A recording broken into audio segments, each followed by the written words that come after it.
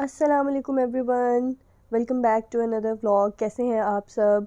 तो जनाब यहाँ पे सुबह का टाइम हो चुका था और मैं अपनी गरम गरम जो चाय है वो लेके जा रही थी अपना ब्रेकफास्ट करने के लिए। ब्रेकफास्ट तो खैर आजकल मैं सिंपल ही कर रही हूँ, पीनट बटर और जैम पे मेरा दिल आया हुआ है तो मैं स्लाइस पे लगाती हूँ पीनट बटर और जैम, और एक साथ चाय का कप होता है क्योंकि चाय के बगैर जो है ना मेरी आंखें नहीं खुलती हैं। तो आपको मेरी आवाज़ से भी लग रहा होगा मेरी तबीयत भी नहीं ठीक थी, फ्लू हो रहा था, गला भी ख़राब हो रहा था। पर अपने लिए तो इंसान कर लेता है, आप जो मर्ज़ी बनाए हल्का फुल्का सा, लेकिन हस्बैंड के लिए और बच्चों के लिए आपको एहतमाम पूरा करना पड़ता है। तो फिर मुझे भी उनके लिए मैं बना देती हूँ नाश्ता, क्योंकि मुझे पता है कि उनको बहुत ही आदत है मेरे ही हाथ का करने का। हेल्पर्स वगैरह होते हैं पर मैं प्रेफर करती हूँ कि उनके लिए जो सारी खाने पीने का है वो मैं खुद ही करूँ। पैनकेक्स आजकल दोनों को बहुत ही पसंद है, बाप बेटा को, तो मैं फिर उनके लिए पैनकेक्स बना देती हूँ। मेरी फ़िक्र उतर जाती है कि अच्छा इन्होंने कोई प्रॉपर नाश्ता करना है। स्टोर बॉट लाती थी मैं पहले, लेकिन मुझे एक्सपीरियंस से ये आइडिया हुआ कि जो होममेड पैनकेक्स हैं वो ज़्यादा अच्छे बनते हैं, उनका टेस्ट ज़्यादा अच्छा होता है। तो बस फिर उसके बाद से मैं हमेशा जो है ना पैनकेक्स जो है वो मैं होममेड ही बनाती हूँ। तो उसके बाद आजकल मेरा जो है ध्यान आया हुआ है सारा क्लीनिंग की तरफ और ऑर्गेनाइजेशन की तरफ, क्योंकि मैं पिछले कुछ महीनों से काफ़ी बिज़ी थी तो टाइम नहीं मिल रहा था। सारी चीज़ें जो थी वो डीक्लटर होने वाला था, काफ़ी स्टफ़ और ऑर्गेनाइज होने वाला था, दराज साफ़ होने वाले थे। तो बस आजकल मैं इसी मिशन पे हूँ। कुछ दिन मैं ज़रा फ्री थी, पहले पढ़ाई का काफ़ी स्ट्रेस चल रहा था। तो जब मैं थोड़ा सा मुझे थोड़ा सा रिलीफ़ मिला था तो मैंने कहा कि मैं अपना सेमेस्टर ख़त्म होने से पहले पहले जो है ना अपने ये वाले जो काम हैं जिसके लिए फिर मुझे बिल्कुल टाइम नहीं मिलेगा वो कर लेती हूँ। तो मैं इस तरह ही करती हूँ कि मैं रोज़, मतलब मैंने इस तरह से अपने ऊपर स्ट्रेस नहीं लिया कि मैं एक ही दिन में सारा घर साफ़ करने बैठ जाऊँ, क्योंकि वो फिर आपके लिए बहुत ज़्यादा हेक्टिक हो जाता है। तो मैं क्या करती हूँ कि मैं रोज़ की एक दो अलमारियाँ, एक दो दराज जो है ना उनको ऑर्गेनाइज़ कर लेती हूँ, साफ़ कर लेती हूँ। उससे ज़रा आपका माइंड भी फ्रेश हो जाता है और आपको थकावट भी नहीं होती है, और क्योंकि घर के बाकी जो काम हैं वो तो चलते ही रहने होते हैं, तो वो भी फिर मैं साथ साथ निपटाती रहती हूँ। और कुछ आपके घर के कॉर्नर्स होते हैं ना जो बेचारे बहुत ही इग्नोर्ड होते हैं, तो ये भी मेरा जो कुछ दराज है ना वो इसी तरह से था कि ये काफ़ी दिनों से मैं सोच रही थी कि इसमें मैंने कोई ख़ास चीज़ नहीं रखी हुई है और ये बड़ा ही अनटाइडी हुआ हुआ था। तो आज मैंने फाइनली इसकी किस्मत जागी और मैंने सोचा कि मैं इसको साफ़ कर लेती हूँ। तो सारा जो स्पॉन्ज था उससे मैंने इसको अच्छी तरह साफ़ करके और जो इसमें जितना भी फिर स्टफ़ था ना उसको ऑर्गेनाइज़ कर दिया था। और उसके बाद क्योंकि आज मेरी तबीयत नहीं ठीक थी और मेरी में हिम्मत बिल्कुल नहीं थी, तो मुझे बहुत ज़्यादा क्रेविंग हो रही थी बिरयानी खाने की।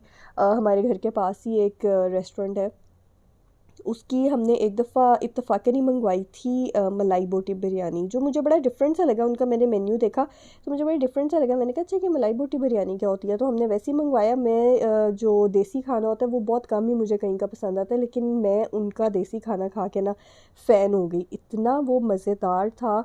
और उसके बाद मुझे बाकायदा अब मुझे फ़ील होता है कि मुझे क्रेविंग होती है। तो जब भी मुझे कभी देसी खाने की क्रेविंग होती है, हमारे घर के पास ही है मास्टर शेफ़, तो मैं वहाँ से ज़रूर मंगवाती हूँ। मैंने आज भी बिरयानी मंगवाई थी, मैं अभी आपको दिखाती हूँ। पर यहाँ पे अब साइटेबल के ड्रॉर्स की बारी आ गई थी तो अब मैं उनको ऑर्गेनाइज़ करने आ गई थी। ये जो एक बहुत ही बड़ा मसला होता है चार्जर्स और हैंड फ्रीज़ वगैरह इनको ऑर्गेनाइज़ करने का, तो मैंने इसका ट्रिक क्या ढूँढा। मेरे पास एक ये क्लच पड़ा हुआ था जिसको मैं इस तरह से यूज़ कर लेती हूँ, और ये मुझे बड़ा हैंडी लगा ये जो ट्रिक था कि मैं इसमें सारे जो चार्जर्स और इस तरह की केबल्स वगैरह होती हैं उनको मैं फ़ोल्ड करके रख देती हूँ। और अगर कभी आपने कहीं पे आना जाना भी है तो आप बस इसको पकड़ें और इसको अपने बैग में डाल लें, वरना आपके चार्जर्स जो है उनकी तो इधर उधर वो बेचारे जो है ना वो बिखरे रहते हैं और उसकी जो केबल्स हैं वो भी ख़राब हो जाती हैं। तो ये ट्रिक जो है ना ये बड़ा काम आया मेरे, ये मुझे बड़ा ही कन्वीनियंट रहा। तो बस इस तरह से था, थोड़ा सा चीज़ें जो थी वो मैं ऑर्गेनाइज़ करती जा रही थी साथ साथ, ताकि सारे काम इकट्ठे ही मैनेज होते रहें। और यहाँ से फ़ारिग होने के बाद मैं आ गई थी किचन में अपना फेवरेट जो है लंच करने के लिए। और यहाँ पे बिरयानी आ चुकी थी, बहुत ही फ्रेश, इतना इसका अरोमा। अच्छा, जो लोग कराची में रहते हैं वो लोग मुझे ज़रूर बताएं, मैं ये बिरयानी खा के ना इसकी बहुत ही फ़ैन हुई हूँ। तो मेरा बड़ा दिल कह रहा था कि मैं कराची की जो बिरयानी है ना वो भी ट्राई करूँ, कि उसकी बहुत तारीफ़ सुनी है, तो उसमें और इसमें क्या डिफ़रेंस है लाहौर की बिरयानी में और कराची की बिरयानी में। तो आप लोग मुझे ज़रूर कमेंट्स में बताइएगा कि क्या ख़ास बात है कराची की बिरयानी में। अच्छा जी, अब आज मुझे ये ख़्याल आया कि मैं अक्सर मीठा बनाती हूँ, केक्स बनाती हूँ और डिफरेंट डिज़र्ट्स वगैरह बनाती हूँ, पर मैंने कभी ब्राउनीज़ नहीं ट्राई की हैं। तो पहले तो मैंने कुछ रेसिपीज़ देखी यूट्यूब पे, मैंने कहा कि मैं देखूँ कि इसमें ब्राउनीज़ में और केक में डिफ़रेंस क्या होता है। तो खैर जो मुझे मेन जो डिफ़रेंस समझ आया वो यही था कि इसमें बेकिंग पाउडर और बेकिंग सोडा नहीं बनता, टेक्सचर का डिफ़रेंस होता है। और इंग्रेडिएंट्स तो बिल्कुल ऑलमोस्ट सेम होते हैं। और सिंपल ब्राउनीज़ जो है वो केक से ज़रा ज़्यादा सिंपल तरीके से बन जाती हैं। आपको कोई ट्रिक्स वगैरह की ज़रूरत नहीं होती कि आपने इतनी देर उसको करना है, बीट करना है। और बस आप सिंपली सारे इंग्रेडिएंट्स को आराम आराम से इनकॉर्पोरेट करते जाएँ, उनको मिक्स करते जाएँ, तो आपकी बहुत ही मज़े की ब्राउनीज़ जो हैं वो रेडी हो जाती हैं। यहाँ पे मैंने क्या किया था, 2 एग्स लिए थे, उनमें चीनी डाली थी और उसको अच्छी तरह से बीट करने के बाद मैंने उसमें बटर डाल दिया था और उसको अच्छी तरह से बीट कर लिया था। जब उसको 2-3 मिनट बीट कर लिया तो उसके बाद मैंने बीच में कोको पाउडर ऐड कर दिया था। अच्छा, कोको पाउडर डाल के आपने उसको अच्छी तरह से फिर से बीट कर लेना है और उसको अच्छा, इस बात का आपने ख़्याल रखना है कि मिक्सचर को आपने बहुत ज़्यादा ओवर बीट नहीं करना है, वरना वो फिर बहुत ज़्यादा थिक सा हो जाता है। तो जब आपको लगे कि चीज़ें जो हैं वो अच्छी तरह से मिक्स हो गई हैं, लम्प्स वगैरह आपको नहीं मैदे के नज़र आ रहे, तो बस आपने फिर बस कर देना, उसको 2-3 मिनट से ज़्यादा आपने मिक्स नहीं करना। तो जो मेरा बेकिंग ट्रे था उस पे मैंने थोड़ा सा बटर लगाया था। ये ट्रिक जो है ना, ये बहुत ही काम आता है जब इसको डिश आउट करना होता है ना, जब आपने बेकिंग ट्रे में से निकालना होता है, तो उस वक्त आपके लिए बड़ा इजी रहता है। आप हल्का सा बटर लगाएं या ऑयल लगा लें और बटर पेपर जो है वो आप उसके ऊपर लगा दें। मैं 2 डायरेक्शंस में लगाती हूँ ताकि बिल्कुल भी ख़तरा ना रहे कि जो आपका जो बैटर है ना वो साइड्स पे स्टिक होगा। तो ऐसे आप एक शीट लगाएं, उसके ऊपर आप दोबारा सा हल्का सा ऑयल अप्लाई कर दें जैसे मैंने किया, और फिर आप दूसरी डायरेक्शन में एक बटर पेपर की जो शीट है ना उसको रख दें। और इसके बाद बस आप अपना बैटर डालें, तो आपका जो है बिल्कुल ही वो इजीली जो है ना, जब बेक होने के बाद आराम से आपका जो है बैटर जो है वो बाहर आ जाता है, बिल्कुल स्टिक नहीं करता। और आप उसको फिर 5-10 मिनट बाद जब आप उतारते हैं तो वो आराम से निकल आता है बाहर।